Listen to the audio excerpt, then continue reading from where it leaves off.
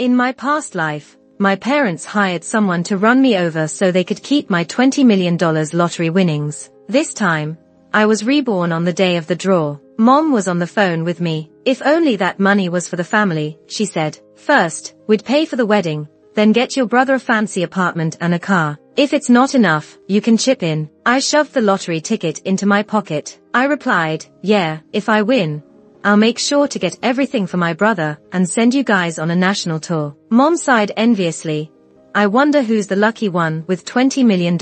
Then she finally got down to today's point. Complaints about rising utility bills, not enough money for my brother's expenses, and the fact that he was visiting his girlfriend's family with nothing to show. She also mentioned that she and Dad weren't in great health, feeling miserable. All that summed up in 2 words: money needed. She only comes to me when I get paid. This time, I didn't naively hand over my salary like I used to. Instead, I played dumb. When she complained about high electric bills, I cursed the electricity company. When she said my brother was embarrassing himself, I reassured her about their strong relationship. When she mentioned health issues, I pretended to weep over how little time they might have with me. Mom quickly cut me off then. With a weary tone, she said, Lucy, I know we've failed you, but he's your brother. Can you watch him get judged by his girlfriend's family? When we had him, it was for your sake.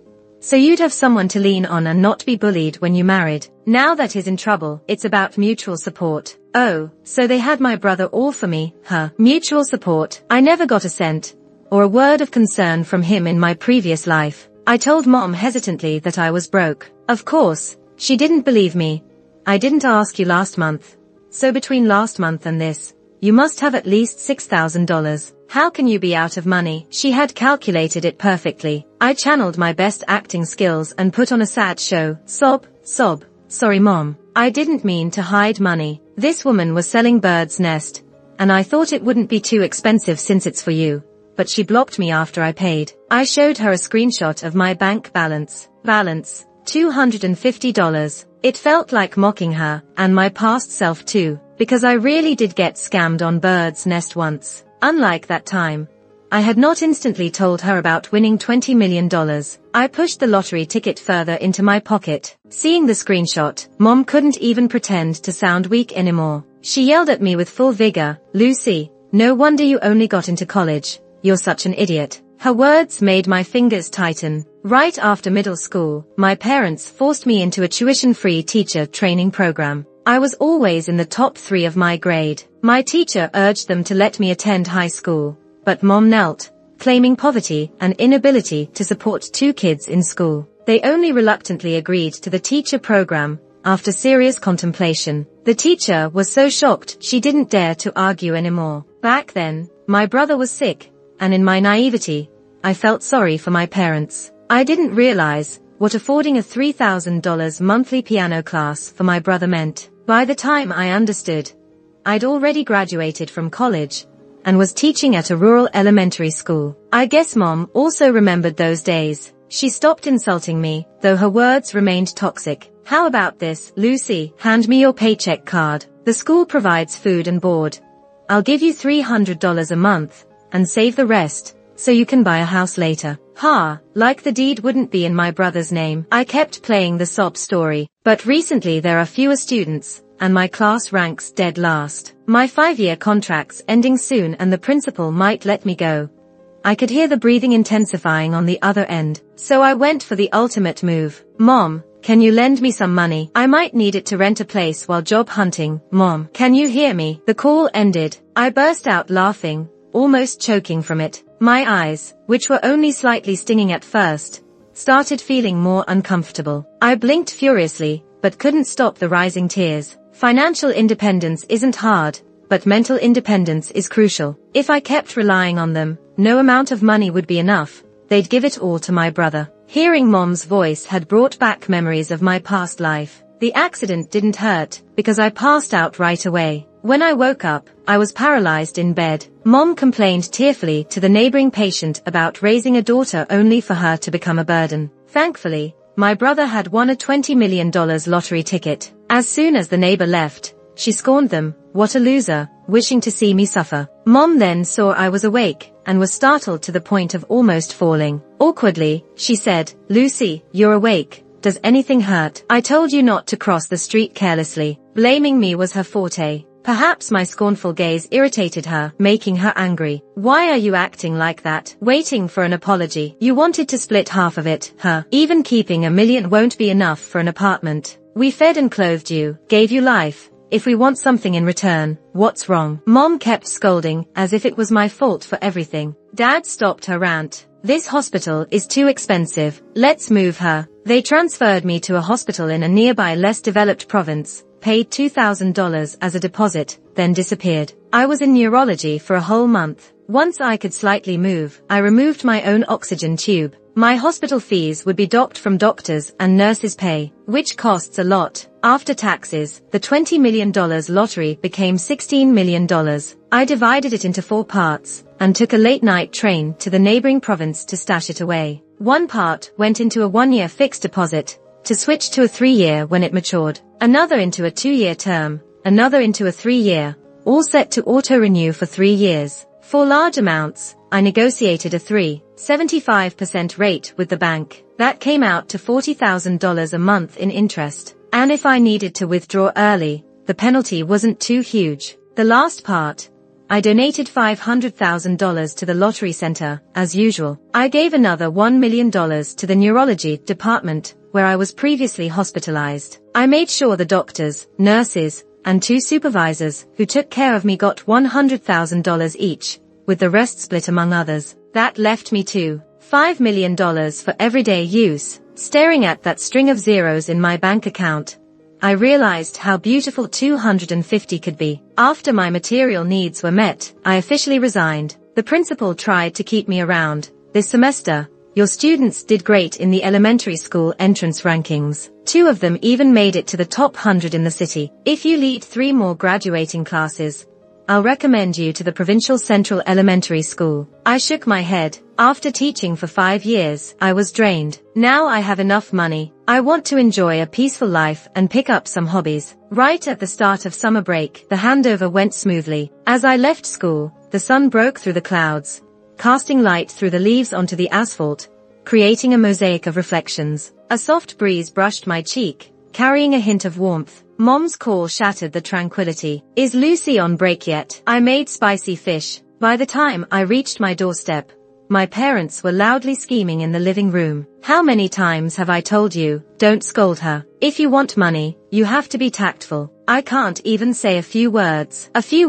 And she won't come home for a week. Honestly, I just forgot. But in Dad's eyes, this was the onset of rebellion. With so many young girls online ignoring their parents, do you want Lucy to be like them? She's soft-hearted. A little kindness, and she'll give you all her money. Don't be too blatant and hurt her feelings. Play it smart this time. Bob agreed to a $200K dowry.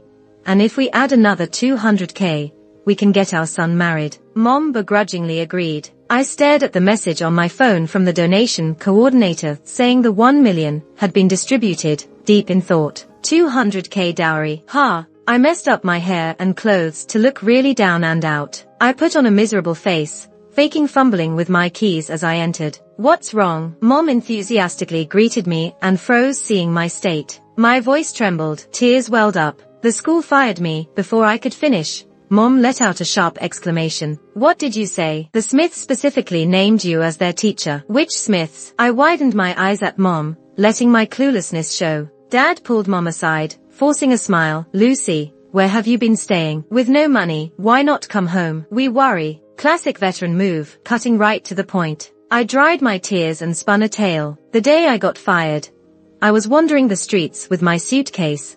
Saved a little boy from getting hit by a car. His dad, a kind rich guy, hired me as a private tutor, paying $30K a month. Mom and Dad's eyes grew brighter. I fanned the flames, showing them the $20K balance in my account. "This is for testing me, to buy all the educational materials and toys." Mom's breathing quickened. "What about the kids, Mom? Doesn't she look after him?" "She's a career woman, very focused on work. I've never seen her. Mr. William even wants me to go with them to LA, at least until the kid graduates elementary." "Is the mom going?" "Nope." My parents glanced at each other, desires barely contained. This is a great opportunity. Make sure the kid gets attached to you. Can't do without you. I frowned, troubled. But Mr. William's gaze, it makes me uncomfortable. Dad was pleased first, then his face darkened. What nonsense. He values education, assessing your skills. Mom muttered, such luck, like hitting the jackpot. Even though I could guess their reactions, my scarred heart still winced a bit. So eager for their own daughter to become a mistress, I didn't want to stay. The next day,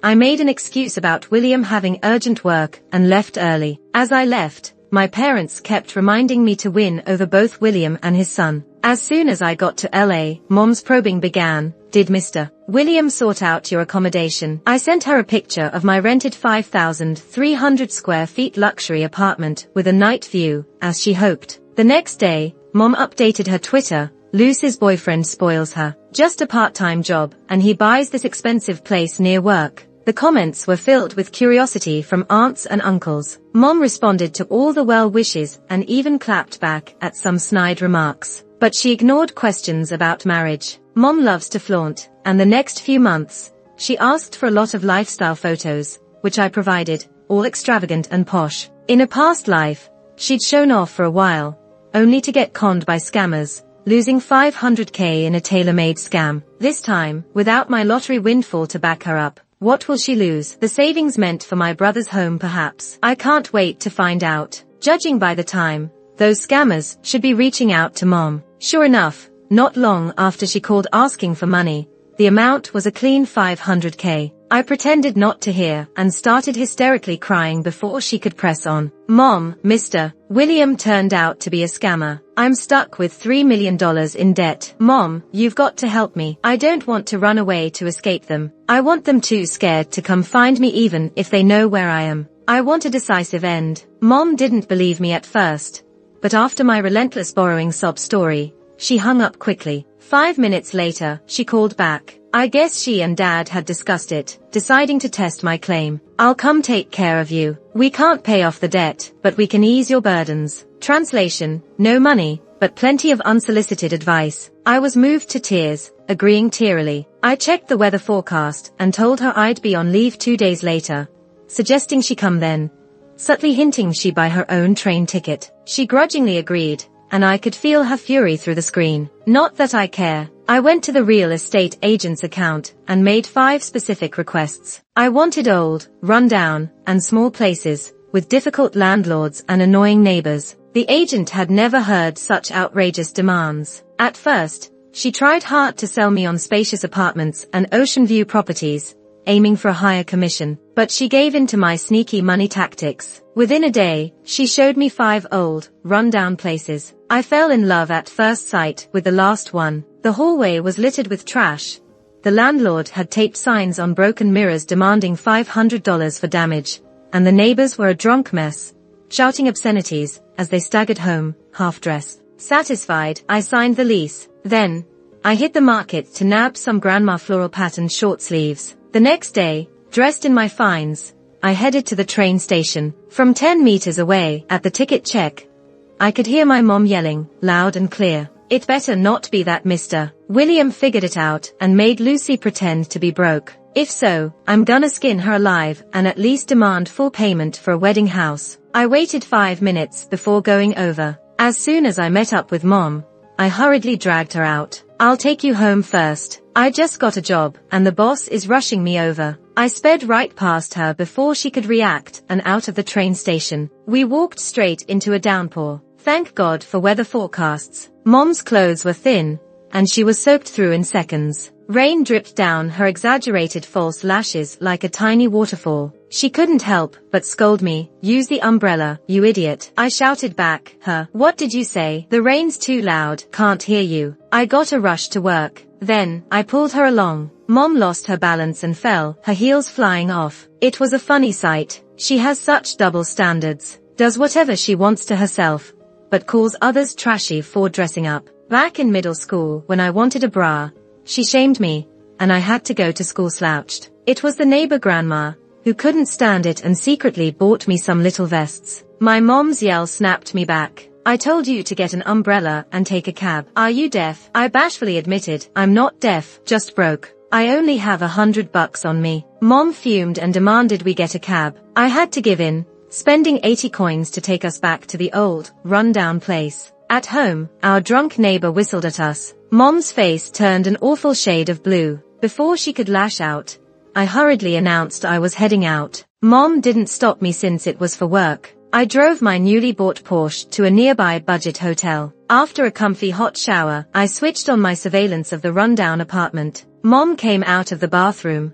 shivering and cursing. The place didn't have hot water yet. Then, she grabbed the table's taped up, about to fall apart hairdryer. It shorted and smoked in under a minute. Scared, she tossed it onto the floor. The noise brought the landlord over. After an inspection, he charged her $2,500. Mom wanted to cuss him out, but got too scared seeing his scarred face. She reluctantly transferred the money. Once the landlord left, Mom tried to smash something, but stopped midair. Her face ran through a spectrum of colors. Ultimately, she took it out on grandma floral pattern short sleeves from my closet. She barely tore a few before getting exhausted. Panic set on her face. The rain and wild emotions brought on a fever. She managed a call to me. Hurry back. Take me to the hospital. I rushed back. Once home, I shook her shoulders vigorously, enough to make her see stars. Mom, what's wrong? Don't scare me. Boo-hoo-hoo. I'm feverish, needin' for. I hung my head in shame. I have just $20. Spent 80 on the cab. Mom almost fainted from anger. Frantic, I yelled, Mom, don't scare me. I'll find meds. I rummaged around for 3 minutes, finally pulling out 2 ibuprofen from my pocket. I quickly stuffed them in her mouth. There's no drinking water, sorry. She nearly choked white-eyed. I propped her on the couch and rushed for cold water from the bathroom. Try physical cooling. It really works. Unfortunately, I accidentally stepped on blow-dry shards. With a splash, cold water drenched her. Another bath down the drain. She finally exploded, using her last bit of strength to shout, "Take me to the hospital, I'm paying," then passed out again. I shook her awake. What's the passcode? 0127. Oh look, it's my brother's birthday. Such mom-like romance. I dragged her to an infamous scammy hospital. Grabbing the doctor's sleeve, I cried. She suddenly fainted. Could it be something serious? The doctor's eyes twinkled, reassured, leaving it to him. After all the tests, saline infusion and glucose, it cost $3,000. Congratulations, Mom. Welcome to LA, where you just contributed $5,500 to the GDP. When Mom saw the bill, she nearly fainted again. The next day, she insisted on going to work with me. Her reasoning, "You owe so much now. I'm nervous you'll go astray. Seeing for myself will ease my worries." Moved to tears, I pulled her along to walk from the suburb to downtown. August in Los Angeles is scorching. You could fry an egg on the pavement. Yesterday's rain felt like a minor fluke. After just half an hour, Mom's forehead dripped sweat into her collar, soaking her back. She reached her limit and decided to take a cab. At the office, I took a huge stack of flyers from the staff, Lucy, ready to distribute. Mom was shocked. "You taught primary school for 5 years and now do this." Mr. William tricked me into signing, saddling me with debt, so I can only take odd jobs. My eyes reddened. Plus, with my low qualifications, schools here only hire grads from top 6 education universities. They don't want me. Hearing this, Mom looked awkward. I asked, "Wanna help distribute?" Of course, she refused. I didn't force her. I told her to find a cool spot to stay. Unfortunately, all we had around was the plaza. She had to hold a flyer over her head to block the sun, as she watched me weave through the crowd. I was hot too and quickly sent a message to nudge the actor. In less than 3 minutes, there was a commotion where my mom was. An old lady with gray hair was sprawled out, throwing a tantrum at my mom's feet, accusing her of intentionally hitting her and disrespecting the elderly. "Don't make stuff up. You're the one who bumped into me on purpose," my mom retorted. "I don't care. You have to pay me for medical expenses today, or I'll sue you," the old lady demanded, clutching onto my mom's leg to stop her from leaving. Mom, who's always backed down easily, threw $200 at her and made a run for it. The old lady then grabbed the money, took off her white wig, and impressively flipped up from the ground. Onlookers could only shake their heads at the absurdity of it all. Satisfied, I sent her $500 for the act, plus a $200 tip. "Thanks, boss. Hit me up next time you need someone for this kind of gig." I ditched the flyers and headed back to the office. Lisa greeted me warmly. Get to class already. You're the last one we're waiting for. This place was a huge adult learning center where I'd signed up for so many classes I'd dreamed of as a kid. Piano, guitar, calligraphy. Everything my brother got, I signed up for, almost as payback. But there are only so many hours in a day. After a while, I only stuck with sewing. As a kid, I had a dreamy phase, admiring the flowing dresses of fairies on TV. I'd wrap myself in bedsheets, swipe on my mom's lipstick, and pretend I was casting spells. Dad found it hilarious, but Mom, she wasn't amused. You're dressing up to lure men at such a young age. Someday, you'll embarrass me by selling yourself, she sneered, cutting my childhood fantasy short. Yet as an adult, I found a way to continue. I learned to make my own traditional Chinese dresses. My downtown condo was buried in different fabrics. My personal account on TikTok blew up with followers, each day bringing more praise. No exaggeration, my talent in sewing grew rapidly. Pretty soon, I'd be ready to take custom orders. When class wrapped up, I went back to my small, worn-out apartment. Mom was on the bed, rambling feverishly. Her face was flushed, complaining of a headache and thirst. She probably had heat stroke. When I got home, she didn't mention the hospital this time, just asked me to get her some meds. So, I did. Made sure she drank 3 bottles all at once. Slowly, her breathing evened out and the frown lines faded. I cuddled close beside her on the tiny bed. The moonlight slipped through the tattered window, casting a silver glow around the room. Leaves outside cast shadows that swayed with the soft breeze. The air was unusually peaceful. I turned to look at Mom. She was 50 now, with strands of gray shining through her hair. Would things be different without the envy that $2 million incident had stirred? Maybe our relationship wouldn't have turned out the way it did last life. I felt a hint of hesitation. Should I stick to the plan of leaving this family behind? Maybe keeping my distance would be enough. I could live my life separately, dropping by now and then. But the next day, I dismissed that silly notion. Security footage made me realize how naive I was. The scene clearly showed Mom on the phone, crying to Dad. I can't keep living like this. Fever, heat stroke, and now I'm down 5,007. Dad's voice was edgy. Charles brought his girlfriend home. Her family's well off, both parents are professors, and they don't want a dowry. But we're still expected to cough up the down payment for a downtown house, he snapped, losing his temper. It's your fault our son's down payment was lost. You're such a burden. Mom quietly refrained from arguing, but then recounted her recent woes like she was narrating a tearjerker. Are you sure she doesn't have any money left? Check the room, see if there's anything valuable, Dad instructed. Mom obeyed, rummaging around until she found my carefully hidden credit reports in a small bag at the bottom of the closet. She flipped through all 10 pages, face completely stunned. Oh my gosh, honey, Lucy owes not just 3 million, but a full 8 million. After a minute of silence, Dad spoke. Bring Lucy back home, and find her a decent guy to marry. A married daughter is like spilled water. Her debts won't be our problem anymore. We can even get some dowry cash. After all, raising her this long deserves some return. To some parents, daughters are investments, to be sold at a high price, recovering funds if need be. Sons get a different deal, poured with lifelong savings for a house, car, and wife. If that's not enough, they sell the daughter to make up the difference. Still, they'd blame the daughter for being a financial drain. It's laughable. When Mom told me to come home, I didn't resist. I obediently took the train with her. Little brother's girlfriend was at the house too, just like Dad said, a clear sign of wealth. She was bubbly and a bit naive, but not unfriendly. Her eyes weren't exactly warm upon seeing me, but stayed polite. Hi, Auntie. Hi, big sis. I'm Doris. It was Mom's first time meeting her, too, and she was all smiles, holding Doris's hand. No wonder you're a college student. You look so refreshing. Doris blushed crimson, getting along well with Mom. I just felt out of place in the corner and eventually got pulled into the kitchen by Dad to cook. At dinner, the separation was even more apparent. The 4 of them laughed and chatted in harmony. Doris shot glances my way, but never sparked a conversation. I wasn't about to go looking for one either. After dinner, Dad talked alone with me,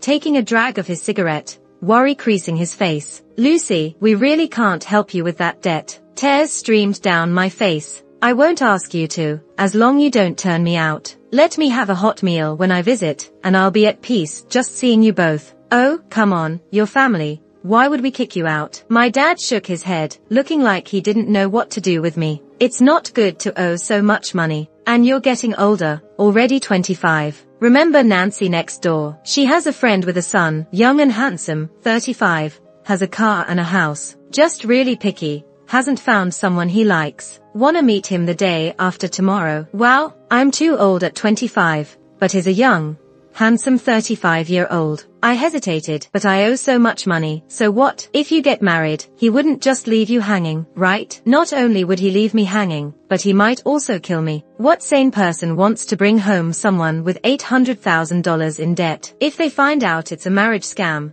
divorce would be the least of it. What if he gets abusive and I have nowhere to turn? You all would enjoy the dowry happily, leaving me behind to endure in-laws' scorn. What a great idea. Looking at Dad's calculative eyes, I reluctantly agreed. At night, since Doris was staying in my room, Mom let me sleep on the sofa. I was gonna tough it out for a night, but Doris offered to let me bunk with her. When we got to the room, she didn't say a word. On the bed, she tried to stay miles away, almost tearing the blanket. I got super curious. Do I have some contagious disease or something? Doris was stunned.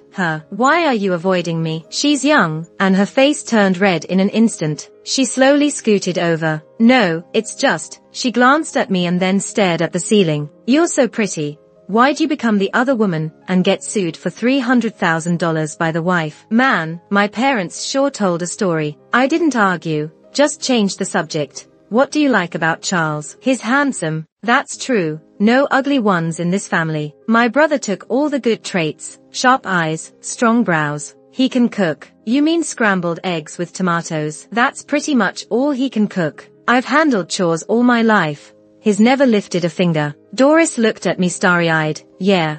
I even mess up frying eggs. Such a spoiled little girl. No wonder she let me in.